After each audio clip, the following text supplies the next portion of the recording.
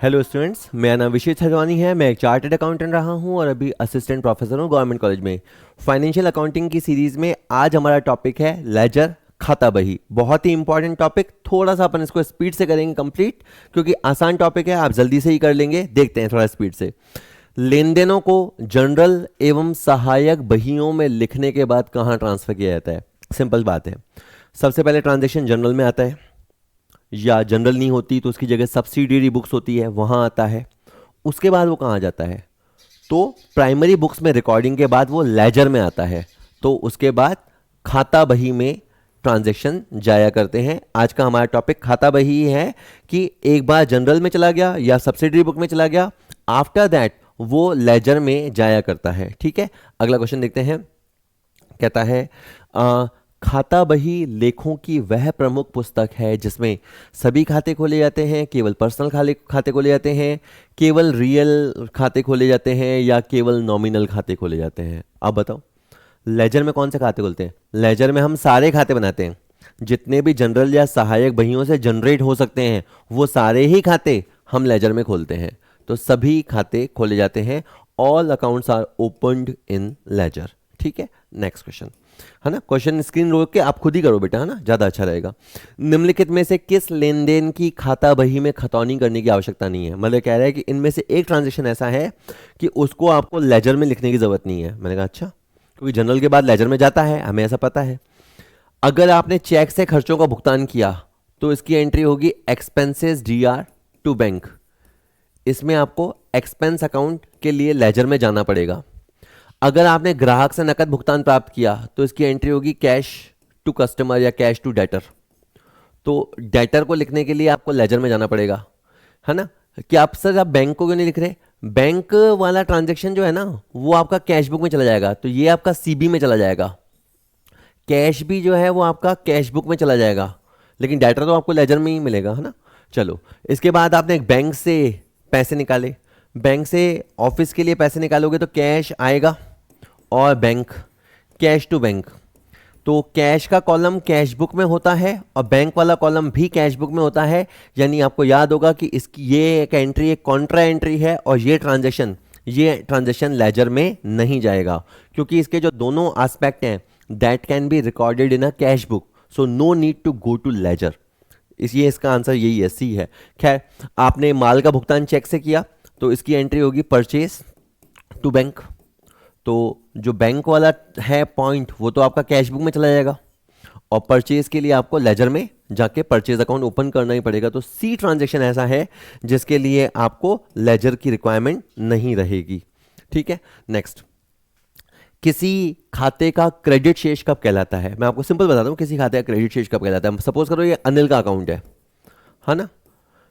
यहाँ पे लिखा हुआ है, मान लीजिए बाय परचेज, और यहाँ लिखा हुआ है 80,000, और यहाँ लिखा हुआ है टू कैश, ये लिखा हुआ है 50,000। ठीक है, तो मुझे पता है कि अनिल का खाता क्रेडिट शेष दिखा रहा है। ऐसा कैसे? जब आपकी जो सीआर साइड का टोटल होता है वो ज़्यादा होता है डीआर साइड की टोटल से, तो जो रिजल्ट आता है उस रिजल्ट को हम सीआर बैलेंस या हिंदी में जमा शेष कहते हैं। ठीक है, तो इसका ये पूछता था ना कि किसी खाते का क्रेडिट शेष कब कहलाता है, तो जब उसकी क्रेडिट साइड का योग उसकी डेबिट साइड के योग से कम हो। ये गलत हो गया। जब उसके डीआर साइड का योग क्रेडिट साइड के योग से कम हो, ये सही है। क्योंकि इस चीज को बोलने के दो तरीके हैं। आप यूं भी बोल सकते हो क्रेडिट साइड का टोटल डीआर से ज्यादा है, या आप ये भी बोल सकते हो कि डीआर साइड का टोटल क्रेडिट साइड से कम है। दोनों ही तरीके से बोल सकते हैं। तो बी इसका बिल्कुल सही है। बाकी ऑप्शन भी बहुत अच्छे हैं, पढ़ लेना, पर मुझे ये चैप्टर आधे घंटे में निपटाना है, तो ठीक है, आज कोशिश करते हैं जल्दी निपटाने की। खाता बही किस प्रकार की पुस्तक है? प्रारंभिक प्रविष्टि की पुस्तक है, द्वितीयक प्रविष्टि की पुस्तक है, सारे नकद व्यवहारों की, या सारे गैर नकद व्यवहारों की? तो देखिए, आपकी सबसे पहले जो प्राइमरी बुक्स होती हैं वो होती है जनरल एंड सब्सिडरी बुक्स। ये जो होती हैं ये आपकी प्राइमरी बुक ऑफ अकाउंटिंग होती है। सबसे पहले जैसे प्राइमरी क्लास होती है बच्चे की, उसके बाद सेकेंडरी क्लासेस स्टार्ट होती हैं। तो जो लेजर है, लेजर में ट्रांजैक्शन को सेकेंडरी रिकॉर्ड किया जाता है, दूसरी बार में रिकॉर्ड किया जाता है। तो ये यस, खाता बही द्वितीयक प्रविष्टि की पुस्तक है और ये खातों की प्रधान पुस्तक है। स्टूडेंट, एक बहुत ही इम्पॉर्टेंट अनाउंसमेंट है। आप में से बहुत सारे student school lecturer, college lecturer, UP TGT, UP PGT, LT grade commerce, UK triple SC assistant accountant और भी कॉमर्स के बहुत सारे एग्जामों की तैयारी कर रहे हो। आप बहुत मेहनत कर रहे हो, लेकिन एक चीज़ है जो कुछ स्टूडेंट्स को रोक रही है, और वो है बजट। आप में से बहुत सारे स्टूडेंट हमारा full video course, MCQ question bank, sample paper series purchase करना चाहते हैं, लेकिन कई बार 500 रुपये देना या 1000 रुपये देना या 2500 रुपये देना उनको मुश्किल लगता है। कॉमर्स पॉइंट अब उसका सॉल्यूशन लेके आया है। हमने लॉन्च किया है हमारा नया इंस्टॉलमेंट सिस्टम। इसमें आप मात्र 100 रुपये देकर किसी भी कोर्स में एनरोल हो सकते हैं, और 100 रुपये में आप हमारा फुल कोर्स एक्सेस कर सकते हैं। आप हमारे सारे वीडियो, सारे थ्योरी नोट्स, सारे एमसीक्यू क्वेश्चन बैंक, सारे सैम्पल टेस्ट, मतलब उस कोर्स में जितना कंटेंट है वो आप 1 महीने तक एक्सप्लोर कर सकते हैं मात्र 100 रुपये देकर। कोई हिडन चार्जेस नहीं है, कोई डेमो लेक्चर्स का लफड़ा नहीं है, आप पूरा का पूरा कोर्सेज एक्सेस कर पाएंगे। तो अब आप कॉमर्स पॉइंट ऐप, हमारा जो ऐप है उसे डाउनलोड कीजिए और अपनी तैयारी शुरू कीजिए, वो भी मात्र 100 रुपये में। जब आप हमारे ऐप पे जाएंगे, मैं आपको बता रहा हूँ कैसे होगा। आपको जो कोर्स लेना है आप उस पर जाइए। फॉर एग्जांपल आपको ये असिस्टेंट प्रोफेसर या कॉलेज लेक्चरर वाला कोर्स है वो लेना है, ठीक है। आपने इस पर क्लिक किया, ठीक है, सिंपली क्लिक हो गया। क्लिक होने के बाद इसका प्राइस आ गया। जैसे इसका प्राइस वैसे 999 रुपये है, पर 10 रुपये प्लेटफॉर्म चार्जेस है, 1009 रुपीज़ का कोर्स है। ये हमारा एमसीक्यू क्वेश्चन बैंक है, ठीक है। अब आपको पहले कंटेंट क्या है, वैसे कंटेंट आपको ऊपर ऊपर से देखने को मिलता है कि भाई इसके अंदर पेपर 1 है जिसमें 308 वीडियो हैं, 289 फाइल्स हैं। पेपर 2 है, इसमें 204 वीडियो हैं, 328 फाइल्स हैं। लेकिन बच्चे को पता नहीं चलता कि वीडियो क्या है, उनकी क्वालिटी कैसे है। अगर हमने किसी लेक्चर को अनलॉक कर रखा है तो बच्चा देख पाएगा, पर कई बार 1 या 2 लेक्चर से भी उसको क्वालिटी का आइडिया नहीं होता कि किस तरह के एमसीक्यू हैं। तो अब उसका सोल्यूशन ये है कि आप सिंपली इसके नीचे जाइए। वहाँ पे आप पूरा कोर्स लेना चाहें तो ले सकते हैं, और अगर आप इंस्टॉलमेंट ले देना चाहें जो कि मात्र 100 रुपये से स्टार्ट है, तो वहाँ पे आप पे इन इंस्टॉलमेंट पे क्लिक कीजिए। जब आप क्लिक करते हैं तो आपका पहला स्टेटमेंट इंस्टॉलमेंट शो हो रहा है 110 रुपये। बेसिकली इंस्टॉलमेंट 100 रुपये है, अगेन 10 रुपये प्लेटफॉर्म चार्ज है जो कि एक बार लगता है, ठीक है। और उसके बाद अगली इंस्टॉलमेंट भी बहुत छोटी छोटी है। तो इस तरह से 5 महीने में, फॉर एग्जांपल इसकी 5 इंस्टॉलमेंट है, तो आप 5 महीने में इसे परचेज़ कर लेंगे। हमारे हर कोर्स की वैलिडिटी मिनिमम 1 साल तो है ही है, और वो सब पे लिखी हुई रहती है। तो आप आराम से इसे जाके परचेज़ कर सकते हैं। तो बहुत ही सेफ तरीका कोशिश की है हमने, ताकि एक बच्चे में जो हेजिटेशन होता है ऐसा कोर्स में क्या मिलेगा क्या नहीं मिलेगा। 100 रुपया एक बहुत ही नॉमिनल अमाउंट होता है, उससे आप शुरू कर सकते हैं। अगर आपको कंटिन्यू करना है तो आप बने रहिए। इसमें ऑटो डेबिट सिस्टम भी नहीं होता, आप पे करेंगे तो पे होगा, नहीं पे करेंगे तो ऑटोमेटिक भी नहीं कटता, ठीक है।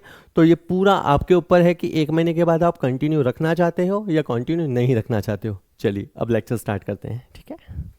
ठीक है, नेक्स्ट, खाता बही में लेन देनों का लेखा करते हैं। तो आप 2 क्वेश्चन एक साथ हमेशा के लिए याद कर लीजिए। जब आप जनरल बनाते हैं या सब्सिडरी बुक्स बनाते हैं तो आप क्रोनोलॉजिकल ऑर्डर फॉलो करते हैं, और जब आप लेजर में हैं तो राम के सौदे राम में जाएंगे, सेल्स के सौदे सेल्स में जाएंगे। यानी आप एनालिसिस करके एनालिटिकल मैनर में उन्हें लिखते हो। तो लेजर में जो सौदे होते हैं वो समीक्षात्मक क्रम में, समीक्षा करने के बाद एनालिटिकल मैनर में या ऑर्डर में रिकॉर्ड किए जाते हैं। बी इसका आंसर होगा। नेक्स्ट क्वेश्चन, आपूर्तिकर्ता का व्यक्तिगत खाता कहाँ देखा जाता है? ये बहुत कठिन क्वेश्चन है। बिक्री खाता बही, नाम मात्र खाता बही, क्रय खाता बही, सामान्य खाता बही। मैं आपको एक नॉलेज देता हूँ। देखिए, जनरली हमें ये पता है कि जनरल के बाद ट्रांजैक्शन जो होते हैं वो लेजर में जाते हैं, किस तरह हमें पता है। पर मैं आपको एक बात और बताऊँ, जब व्यापार का साइज बहुत बड़ा होता है तो हमने इतना तो सुन रखा है कि जब व्यापार का साइज बहुत बड़ा होता है तो जनरल की जगह हम सब्सिडरी बुक्स बनाते हैं। लेकिन आपने बहुत कम ये भी सुना होगा कि तब हम लेजर भी 1 नहीं बनाते, तब हम लेजर भी 3 बनाते हैं।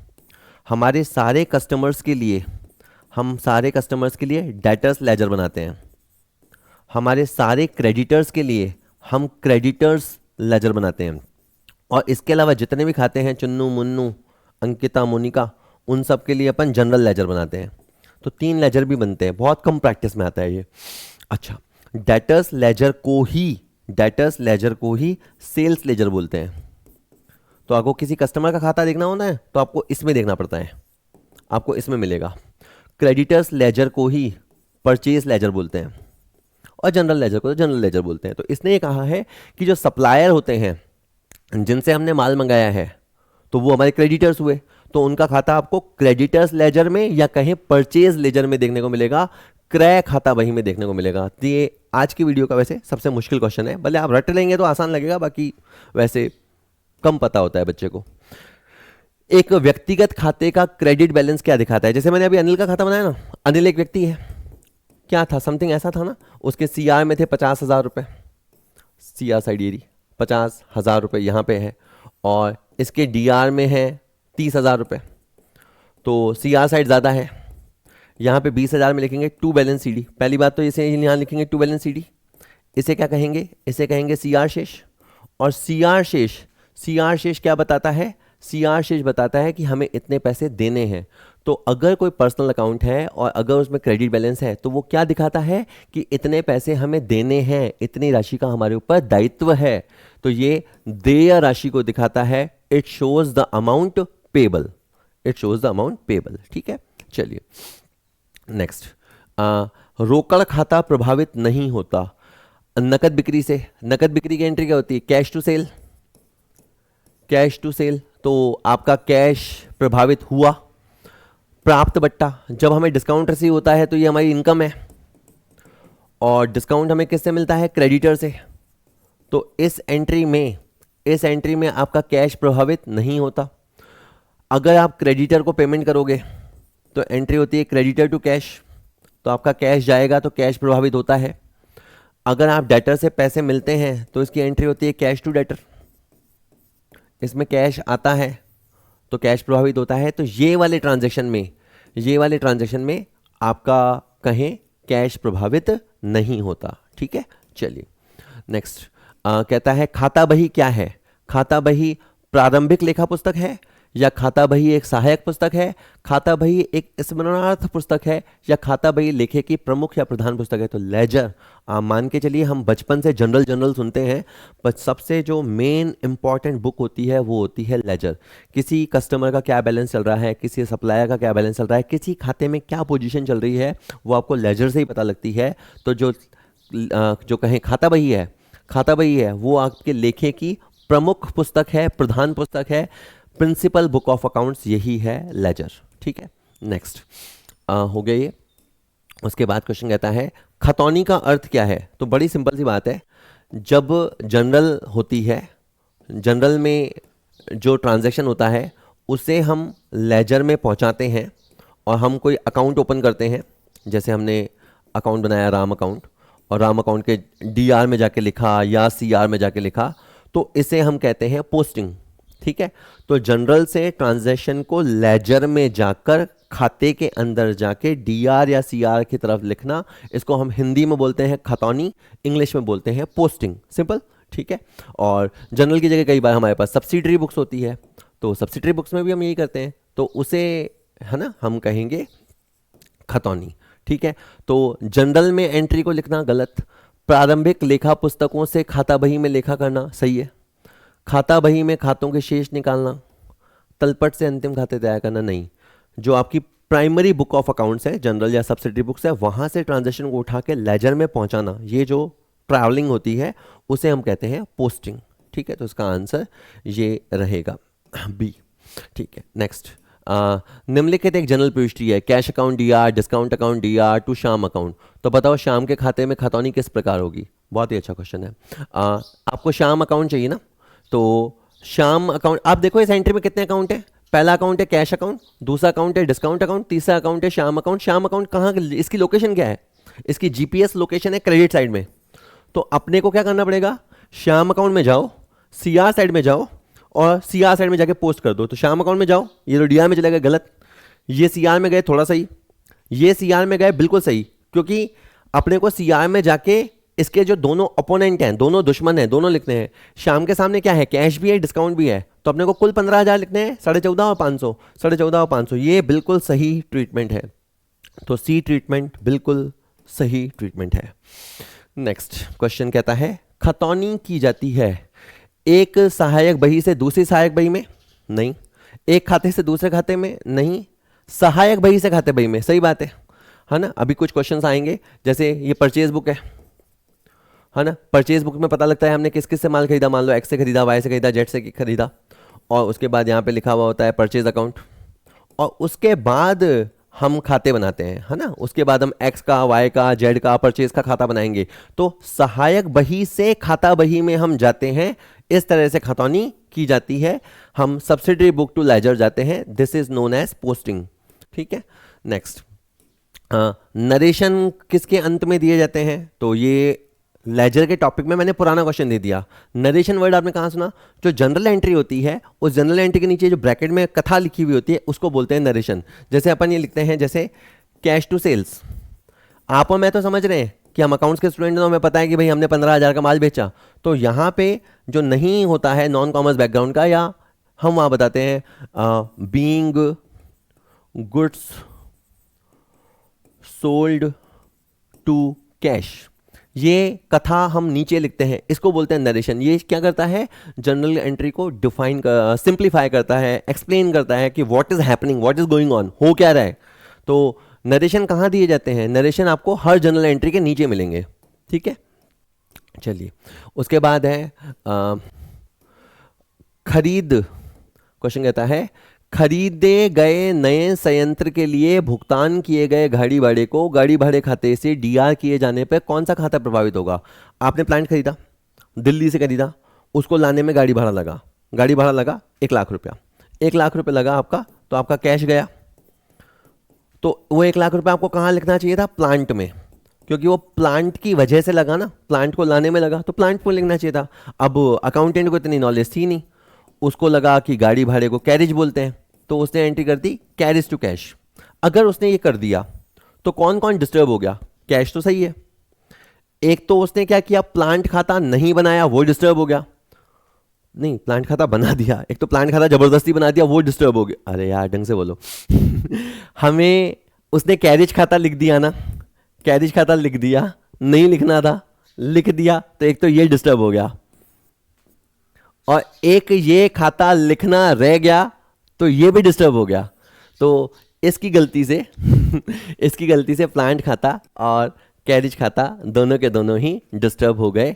ठीक है, ये चैप्टर जनरल, लेजर, सहायक बही, ये सब आपके अच्छे समझे हुए होते हैं ना, तो आपका ट्रायल बैलेंस वाला टॉपिक और रेक्टिफिकेशन ऑफ एरर वाला टॉपिक बिल्कुल आसान हो जाता है अगर आपके ये शुरुआती टॉपिक क्लियर होते हैं तो। ठीक है, तो इसका आंसर सी रहेगा कि आपके ये सारे दोनों खाते डिस्टर्ब हो गए एक छोटी सी गलती से।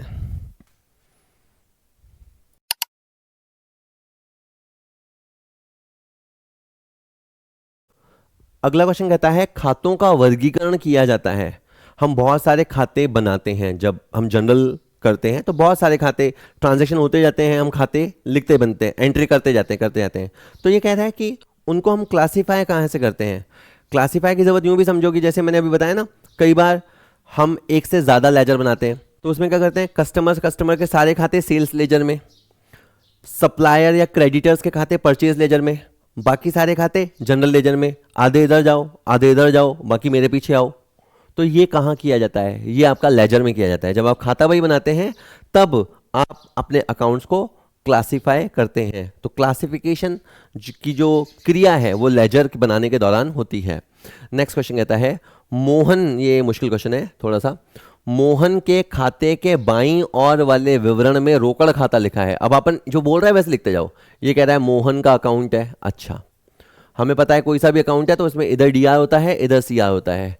ये कह रहा है मोहन के अकाउंट के बाएं, अच्छा बाएं बोल रहा है, तो बाएं तो ये होता है ना, बाएं बाएं तरफ में या बाएं में तो 2 होता है, और क्या लिखा है, ये पर्टिकुलर का कॉलम होता है, और उसमें क्या लिखा हुआ है, कैश लिखा हुआ है।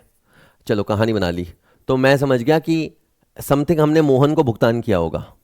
पक्की बात है, हमने मोहन को भुगतान किया है, इस तरह की एंट्री हुई होगी, इसलिए इस तरह की पोस्टिंग हुई है। तो इसमें हम हो क्या रहा है, इसमें हो ये रहा है कि मोहन का खाता डेबिट हो रहा है, मोहन का अकाउंट लेफ्ट साइड में, अच्छा इसने डेबिट साइड दे भी रखा है, और ये भी लिखा हुआ है टू कैश लिखा हुआ है, अरे वाह वाह, सारी बातें क्लियर हो गई। तो फिर इसका मतलब क्या है कि मोहन का अकाउंट इज बीइंग डेबिटेड, ठीक है। तो इसका आंसर ए है सही जवाब। नेक्स्ट क्वेश्चन, एक और देखिएगा। एक व्यापारी के गोदाम में 8,000 का माल था, उसमें से 3,000 का माल तो आग से नष्ट हो गया, बाकी 5,000 का माल उसने पर्सनल काम से कंज्यूम कर लिया। वाह, 8,000 का माल था, सारा का सारा जीम गया। इस व्यवहार की जनरल एंट्री क्या होगी? तो ये जनरल वाला टॉपिक हो गया। 3,000 का माल loss by fire, loss by fire हानि है तो डी करो, और निजी प्रयोग किया तो ड्राइंग को डी करो, और माल गया तो परचेज को सी करो। तो ये एंट्री तो गलत सलत लिखी है। अच्छा अच्छा, थोड़ी सी है ना, इसको यूं पढ़ेंगे जो लिखा हुआ है, drawing D purchase D to loss by fire, गलत है। Loss by fire D drawing D to purchase, ये सही है। ठीक है, थोड़ा ऊपर नीचे हो गया है पर ये बिल्कुल सही है। इस तरह की एंट्री बनेगी, जो आपका माल नष्ट हुआ उसके लिए लिखेंगे लॉस बाय फायर, और जो पर्सनल यूज़ के लिए लिखा वो होगा ड्राइंग, और जिस नाम से माल आता है उसी नाम से फिर माल जाएगा तो टू परचेज आएगा। तो इसका बी आंसर जो है वो बिल्कुल सही जवाब है। इसके बाद है निम्नलिखित खतौनी के आधार पर व्यवहारों को पहचानिए। क्या खतौनी हो रखी है? बैंक अकाउंट के क्रेडिट पक्ष में बाय रोहन और बाय कमीशन लिखा हुआ है, जरा देखिएगा। यानी ये क्या कह रहा है? ये बैंक अकाउंट है ना, ये बैंक अकाउंट है, ठीक है। और एक सेकंड है ना, बैंक अकाउंट के सीआर साइड में, सीआर साइड में यहाँ पे एक तो लिखा हुआ है बाय रोहन, और क्या लिखा हुआ है? Bye commission. यहाँ लिखे हुए हैं 4K, यहाँ लिखे हुए हैं 3K। तो मैं बताऊं इसकी एंट्री, देखो पहली बात तो आप समझ लो, या तो इसकी एंट्री है रोहन कमीशन टू बैंक, या है bank to Rohan to commission. इधर लिखा हुआ होता है ना, इसको हम बचपन में जब पढ़ाते हैं तो जो इधर लिखा होता है तो सीधा पढ़ते हैं। सीधा पढ़ते हैं मतलब समझो ऊपर से नीचे पढ़ते हैं। अगर कोई बात इधर लिखी होती है, डीआर में लिखी होती है, तो ऊपर से नीचे पढ़ते हैं, और कोई उस तरफ लिखी होती है ना तो नीचे से ऊपर पढ़ते हैं। तो क्या पढ़ेंगे इसको? इसको पढ़ेंगे रोहन बाबा डीआर कमीशन खाता डीआर टू बैंक। तो इस तरह की एंट्री हुई होगी, है ना। आपको general to ledger, ledger to general जाने की नॉलेज अच्छी होनी चाहिए। इस तरह की एंट्री हुई होगी, रोहन कमीशन टू बैंक। इसका मतलब क्या है? हमने रोहन को भुगतान किया, कमीशन का भुगतान किया, तो हमने प्राप्त हुए, ये कहना गलत है। हकीकत यह है कि हमने रोहन और कमीशन का भुगतान किया। इससे जो सेंस निकलता है वो ये है कि हमने रोहन और कमीशन का भुगतान किया है। बी आंसर होगा। डी प्रिंट हो गया है। ओ ओ ओ, मैं थोड़ा सा ना, देखो जल्दी हुई मुझसे, गलती है ना।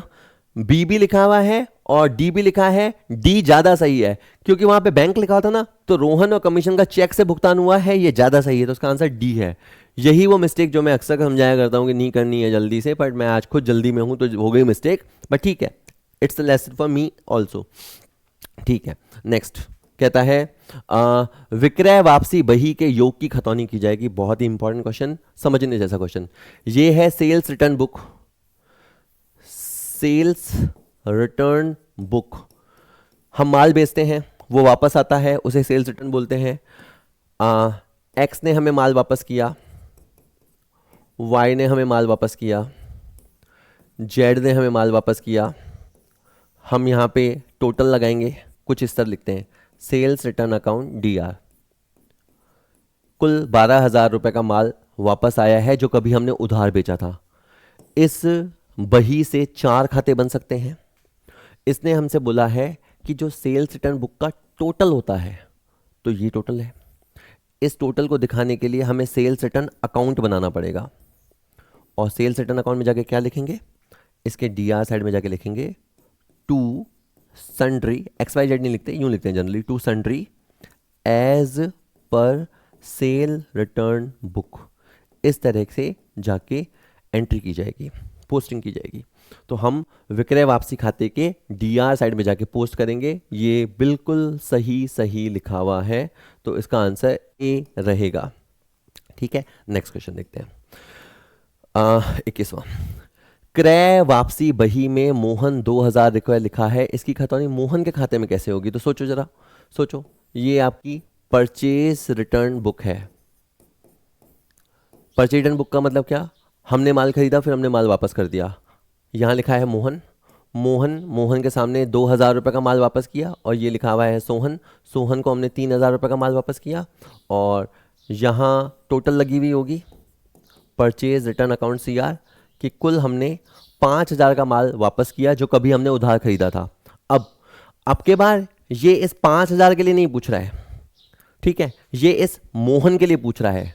तो आपको नॉलेज होनी चाहिए कि अगर परचेज रिटर्न सीआर होता है तो मोहन डीआर होता है। तो हम जब मोहन का अकाउंट बनाएंगे तो उसके अकाउंट में जाके लिखेंगे to purchase return, to purchase return. तो इस तरह का होगा। तो इसने जब पूछा ना कि अगर परचेज रिटर्न बुक है उसमें मोहन के नाम से 2,000 रुपये लिखा है तो उसकी पोस्टिंग मोहन के खाते में कैसी होगी, इसकी पोस्टिंग मोहन के खाते के डीआर साइड में जाके 2,000 रुपये से होगी, मोहन के खाते के डीआर साइड में होगी और 2,000 रुपये से होगी। ठीक है, बिल्कुल सही है। इसका आंसर ए रहेगा। यस। नेक्स्ट, इनमें से कौन सा खाता डीआर और सीआर दोनों शेष दिखा सकता है? तो partners current account, partners current account एक ऐसा है जिसका शेष डीआर या सीआर हो सकता है। परचेज अकाउंट हमेशा डीआर शेष दिखाता है, अक्रूड कमीशन हमेशा डीआर शेष दिखाता है, उपरोक्त सभी नहीं है। आपको पता है पार्टनरशिप आप पढ़ेंगे तो पार्टनर्स करंट का शेष डीआर भी हो सकता है, सीआर भी हो सकता है। कभी कभी क्या होता है वो ड्राइंग ज़्यादा कर लेता है तो उसका शेष डेबिट हो जाता है, या लॉस लग जाते हैं तो शेष डीआर हो जाता है। खाता सीआर तो हो ही सकता है। ए आंसर होगा। नेक्स्ट, राम ने ब्याज के रूप में प्राप्त नकद किस खाते में जमा किए जाएंगे? ठीक है, अगेन ये जनरल का क्वेश्चन है। आपको ब्याज मिला, ब्याज मिला मतलब पैसा आया, पैसा आया तो cash DR. Always try to reply the answer, like आप आंसर देने की कोशिश करो कि पैसा क्यों आया। आपके पास कैश आया, ब्याज का पैसा आया है तो कैश टू इंटरेस्ट। एंट्री आपको क्लियर है? अब इसकी जनरल एंट्री ये है तो इसकी लेजर पोस्टिंग क्या होगी? कैश खाते में होगी और इंटरेस्ट खाते में होगी। तो इसने बोला किस खाते में जमा किए जाएंगे, तो इसकी जीपीएस लोकेशन डीआर है। इसकी जीपीएस लोकेशन लिखी नहीं जाती पर ये समझी जाती है कि सीआर है ना। जैसे हम किसी को बेवफा समझ लेते हैं तो मतलब ऐसे ही हमें इसको कि इसकी क्या है लोकेशन समझनी पड़ती है कि है ना, इसकी लोकेशन क्या है, सीआर है। तो हम इंटरेस्ट खाते में जाके जमा करेंगे। किस खाते में जमा किए जाएंगे? तो पैसे ब्याज के खाते में जाके जमा यानी क्रेडिट किए जाएंगे। ठीक है, चलो नेक्स्ट। बट्टा खाते का शेष क्या होता है? तो बट्टा डिस्काउंट अलाउड भी होता है, डिस्काउंट रिसीव भी होता है, बट्टा मिल भी सकता है, बट्टा दे भी सकते हैं। तो इसकी कोई जाति नहीं होती, कोई धर्म नहीं होता। तो डिस्काउंट का डीआर शेष होता है, शून्य शेष होता है, क्रेडिट शेष होता है, डीआर या CR. Discount account, commission account, interest account, rent account, partners current account, ये कोई भी रूप ले सकते हैं, डीआर या सीआर कुछ भी हो सकते हैं। डी आंसर होगा। ठीक है, नेक्स्ट। नकद विक्रय 50,000 का है, डेटर से पैसे मिले, बैड डेट्स इतने हो गए, डेटर शुरू में इतने थे, तो सेल्स कितनी होगी? अगर आपको सेल बतानी है, ये वैसे इनकम्प्लीट रिकॉर्ड्स का क्वेश्चन भी कह सकते हो। अगर आपको टोटल सेल निकालनी है तो आपको देखनी पड़ेगी हमारी कैश सेल कितनी है और ये कि हमारी क्रेडिट सेल कितनी है। आपको ये दोनों सेल्स निकालनी पड़ेगी। अगर आपको पता है कि आपकी कैश सेल तो 50,000 है तो अब आप पता करो कि उधार सेल कितनी है। उधार सेल पता करने के लिए हम डेटर का अकाउंट बनाएंगे, ये हमारे जो कस्टमर है इनका हम अकाउंट बनाएंगे। अच्छा, डेटर अकाउंट 2 की तरफ से शुरू होता है। डेटर अकाउंट का जो ओपनिंग बैलेंस था वो था 10,000 रुपये।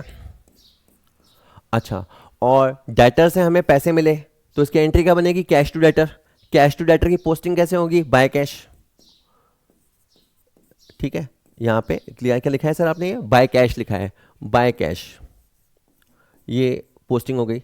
और आपके जो बैड डेट्स हुए, बैड डेट्स की एंट्री होती है बैड डेट्स टू डेटर, तो यहाँ पे बैड डेट्स आएगा 5,000 रुपये। ठीक है, तो आपकी सीआर साइड की टोटल कितनी हुई? सीआर साइड की टोटल होगी 135, तो इधर गैप कितना आया? 125। ये क्या है? ये सेल्स है। कि सर आपको कैसे पता कि सेल्स ही है? देखो मुझे यूँ पता है कि डेटर से हमें इतने सारे पैसे मिले हैं। कोई हमें इतने सारे पैसे क्यों देगा? क्योंकि हमने उसको माल बेचा होगा। तो डेफिनेटली हमने उसको 1.25 की सेल की है, तो 1.25 की सेल हुई है उधार पे, 50,000 की सेल हुई है नकद पे, तो कुल सेल हुई है 1,75,000 रुपये। साधारण भाषण में 2.25 की सेल हुई है। तो 2.25 रुपये की सेल हुई है। कि सर इतनी फास्ट स्पीड से मत पढ़ाया करो, समझ ही नहीं आ रहा, चलने दो, कभी कभी ऐसा स्वाद भी चखो। क्रय जनरल से व्यक्तिगत खाते में खतौनी करते समय खतौनी कहाँ की जाती है? तो ये क्रय जनरल यानी परचेज बुक, परचेज बुक भी इसको बोलते हैं, इसको परचेज जनरल भी बोलते हैं। अच्छा, परचेज बुक में नाम लिखा हुआ है जैसे ए 10,000, बी 20,000, सी 30,000, यानी हमने इन 3 लोगों से माल खरीदा। यहाँ टोटल लगती है, यहाँ लिखते हैं परचेज अकाउंट डी आर। ये समझ में आता है कि 4 खाते हैं, ये समझ में आता है कि हमने 60,000 का माल उधार खरीदा है, इन से खरीदा है। इसने क्या पूछा कि जब परचेज जनरल से आप पर्सनल अकाउंट में जाते हो, यानी आप ए के खाते में जाओगे या बी में जाओगे या सी में जाओगे, तो फॉर एग्जांपल आप ए में जाओगे, तो आप क्या करोगे? तो चूंकि मैं परचेज को तो डी आर करूंगा, तो मैं ए के खाते को सी आर करूंगा। सी आर इस तरफ होता है, इस तरफ बाय होता है, तो यहाँ लिखूंगा मैं बाय परचेज करके जो इसकी या राशि है, पर्सनल अमाउंट है 10,000 रुपये, वो लिखूंगा। तो इसने पूछा कि आप पर्सनल अकाउंट में कैसे पोस्टिंग करोगे, डीआर में करोगे कि सीआर में करोगे? मैंने कहा भाई साहब सीआर में करूंगा। अगर मुझसे पूछता कि परचेज अकाउंट में कहाँ पोस्टिंग करोगे, तो डीआर में करूंगा। पर्सनल अकाउंट में कहाँ पोस्टिंग करोगे, सीआर में करूंगा, यानी इसका आंसर बी होगा। ठीक है, चलो ठीक है। नेक्स्ट क्वेश्चन सेज खाता बही की रचना के बाद अगला कार्य क्या होता है? तो थोड़ी देर पहले जब क्वेश्चन शुरू हुआ ना, तो इसने बोला कि जनरल और सब्सिडरी बुक्स के बाद आप क्या करोगे? तो हमने कहा लेजर बनाएंगे। अब बोल रहे लेजर खत्म हो जाएगा फिर क्या करोगे? तो फिर हम ट्रायल बैलेंस बनाएंगे। हालांकि बनाना जरूरी नहीं होता, मैंने यहाँ पे लगाया राइट रॉन्ग, पर जनरल प्रैक्टिस में ये होता है कि लेजर के बाद ट्रायल बैलेंस बनाया जाता है। और अगर आप सुपर स्मार्ट है तो आप चाहो तो लेजर के बाद सीधे फाइनल अकाउंट भी बना सकते हो। वैसे तो ये होता है कि ट्रायल बैलेंस बनता है और फिर फाइनल अकाउंट बनता है, पर अगर आप इस वाले को स्किप करना चाहो, छोड़ना चाहो, तो इसके बाद ये बनेगा कि सर इन दोनों में ज़्यादा सही आंसर कौन सा है? जनरल ज़्यादा सही आंसर ये कि लेजर के बाद ट्रायल बैलेंस बनाया जाता है, ताकि हमारी मैथमेटिकल एक्यूरेसी की चेकिंग हो जाए। तो इसके बाद तलपट बनाया जाता है। तो ए और बी में से ए ज़्यादा सही है, ज़्यादा पॉपुलर है। ठीक है, नेक्स्ट। ओके, लंबी कहानी। 1 अप्रैल को फर्नीचर का बैलेंस है 80,000 रुपये। 40 से आगे फर्नीचर को हमने क्रय किया, कुछ फर्नीचर को हमने 15,000 रुपये सेल कर दिया, 5,000 का लॉस हुआ। फर्नीचर खाते का शेष 17,000 था, तो बताओ डेप्रिसिएशन कितना हुआ? अब ये आपको खाता बनाना सीखना इसलिए भी ज़रूरी है कि इससे आप हिडन इन्फॉर्मेशन निकाल सकते हो। ये फर्नीचर अकाउंट है, फर्नीचर अकाउंट एक असेट है, असेट की शुरुआत डीआर से होती है। तो आपका जो स्टार्टिंग बैलेंस था वो था 80,000 रुपये, और आपका जो क्लोजिंग बैलेंस है, एंडिंग बैलेंस है, वो है 70,000 रुपये। और हमारे साथ क्या हुआ? खुद कहता है कि हमने फर्नीचर खरीदा, तो इसकी एंट्री बनेगी फर्नीचर टू कैश। मैंने फर्नीचर टू कैश बोली और उसको इतने में पोस्ट भी कर दिया, प्रैक्टिस है। फर्नीचर टू कैश बोल के मैंने इसको 40,000 से पोस्ट भी कर दिया, और इन्होंने कुछ फर्नीचर बेचा है, तो कैश P&L टू फर्नीचर, ये एंट्री हुई होगी कब? जब इन्होंने फर्नीचर को घाटे में बेचा। इन्होंने 15,000 में फर्नीचर बेचा, 5,000 का घाटा खाया और 20,000 का फर्नीचर इन्होंने निपटा दिया। ठीक है, तो इस जैसे कैश है, P&L है, फर्नीचर है, तो फर्नीचर की जीपीएस लोकेशन सीआर में है। तो आप सीआर में गए, और सीआर में आपने ये दोनों बातें लिख दी, बस हो गया फैसला। आपका इधर का जोड़ हो रहा है 1,20,000 रुपये, और इधर का जोड़ पूरी ताकत लगा के भी हो रहा है 90,000 रुपये, यानी 30,000 का फिगर कोई ना कोई यहाँ मिसिंग है, कोई ना कोई फिगर मिसिंग है। तो मैं ये कह सकता हूँ दावे से कि इन्होंने 30,000 रुपये का डेप्रीसिएशन लगाया होगा। 30,000 का डेप्रीसिएशन इन्होंने लगाया होगा। यहाँ जो फिगर मिसिंग है ना, वो फिगर डेप्रीसिएशन का होगा। अब मैं आपको दूसरे तरीके से बताने की कोशिश करता हूँ। इनके पास 80,000 का फर्नीचर था, 40,000 का फर्नीचर खरीद किया। 80 का था, 40 का खरीदा, तो इनके पास 1,20,000 का हो गया। 1,20,000 में से अगर इन्होंने 20,000 का बेच भी दिया, तो भी इनके पास फर्नीचर 1,00,000 का बचा। लेकिन ये तो कह रहे हैं कि हमारे पास फर्नीचर एंड में 70,000 का ही है। इसका मतलब डेफिनेटली 30,000 रुपये का इन लोगों ने डेप्रीसिएशन लगाया है। ये बात हम या तो खाता बना के या अपनी जनरल नॉलेज से निकालेंगे। तो 30,000 रुपये का डेप्रीसिएशन इन लोगों ने लगाया होगा, मैं आपको पक्के से बता रहा हूँ, विश्वास कर लीजिए। ठीक है, नेक्स्ट। खाता बही का क्रेडिट शेष क्या बताता है? अगर कोई खाता है और उसकी अगर सीआर साइड ज़्यादा है डीआर साइड से, यानी नतीजा है सीआर बैलेंस, तो सीआर बैलेंस या तो शो करता है लायबिलिटी को, या सीआर बैलेंस शो करता है इनकम को। वैसे अगर कोई पर्सनल अकाउंट सीआर बैलेंस दिखाता है तो इट शोज लायबिलिटी, और अगर कोई नॉमिनल अकाउंट CR बैलेंस दिखाता है तो it shows the income. On the other hand अगर आपका DR बैलेंस है किसी भी खाते का तो DR बैलेंस या तो शो करता है असेट को या शो करता है एक्सपेंस को। अभी क्वेश्चन था कि क्रेडिट शेष किसको दिखाता है, तो या तो दिखाता है वो एक रेवेन्यू को या वो दिखाता है एक लायबिलिटी को। तो बी इसका बिल्कुल सही आंसर है। ठीक है, लास्ट क्वेश्चन आज का, इनमें से कौन सा वाक्य सत्य है, ट्रू फॉल्स, यानी एक क्वेश्चन बराबर 4 क्वेश्चन। रोकड़ लेन देनों के अलावा बाकी सारे व्यवहारों को जनरल में लिखा जाता है। मैंने कहा मुझे नहीं पता। खाता बही जो है वो सहायक बही का अंश होता है, गलत है। लेजर जो होता है वो अलग से ही बनती है, वो कोई सब्सिडरी बुक का पार्ट नहीं है, गलत लिखा है। क्रय बही में उधार और नकद दोनों प्रकार के क्रय लिखे जाते हैं, गलत है। हम पूरा टॉपिक पढ़ के आए हैं। परचेज बुक में केवल क्रेडिट परचेज जाता है, गलत लिखा हुआ है, झूठ बोलता है हमसे। रोकड़ बही के बैंक कॉलम का शेष हमेशा DR होता है, गलत है, क्योंकि बैंक बैलेंस भी हो सकता है, बैंक ओवरड्राफ्ट भी हो सकता है। तो अगेन ये एक ऐसी चीज है, बैंक अकाउंट DR या CR कुछ भी शेष दिखा सकता है। कैश खाता ऐसा धोखा नहीं करता, बैंक खाता कर सकता है। तो ये भी जो लिखा है वो भी गलत है। तो अब ये बात समझ में, ये तीनों गलत साबित हो गए तो ये सही हो गए। और मैं आपको बताता हूँ, रियल लाइफ में कई बार ऐसे बोलते हैं भाई या तो ट्रांजैक्शन कैश में होगा या वो नॉन कैश होगा। तो हम ये कहते हैं जो कैश ट्रांजैक्शन है उनको कैश बुक में लिखो, और जो नॉन कैश ट्रांजैक्शन है उनके लिए आप कोई ना कोई जनरल पकड़ो। मतलब अगर वो उधार खरीद का सौदा है तो परचेज बुक में डाल दो, उधार सेल का सौदा है तो सेल्स बुक में डाल दो, परचेज रिटर्न में डाल दो, जनरल प्रॉपर में डाल दो। तो ये एक क्लासिफिकेशन का तरीका है कि कैश सौदा है तो डाल दो कैश बुक में, और उधार सौदा है तो डाल दो किसी जनरल में मतलब। तो ये बात उस सेंस में सही लिखी हुई है, बाकी तीनों तो सरासर गलत है। तो अपने को जो पहचानना था अपन ने पहचान लिया, ए इसका आंसर है। Thank you very much. बाकी की जो बातें हैं वो आप जानते हो। चैनल सब्सक्राइब कर लेना, ऐप डाउनलोड कर लेना, ये करो मत करो, पढ़ाई तो कर लेना।